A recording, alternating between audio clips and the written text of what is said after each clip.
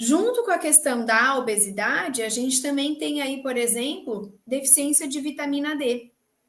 Já se sabe que pacientes, mulheres com deficiência de vitamina D, além de ter mais dificuldade para gestar, né? Por quê? Porque essas pacientes, o que a vitamina D faz? Ela trabalha a nível de hipófise, o controle da ovulação ovariana, também ela é a vitamina D precursora de uma enzima que transforma pregnenolona em progesterona. Ou seja, se eu tiver deficiência de vitamina D, eu posso ter progesterona baixa e, quiçá, então, uma insuficiência de fase lútea. Ou seja, essa paciente ovula, mas não tem uma boa produção de progesterona, porque essa vitamina D também ajuda esse óvulo a crescer, né? Esse folículo, perdão, a crescer para romper e ter uma boa ovulação.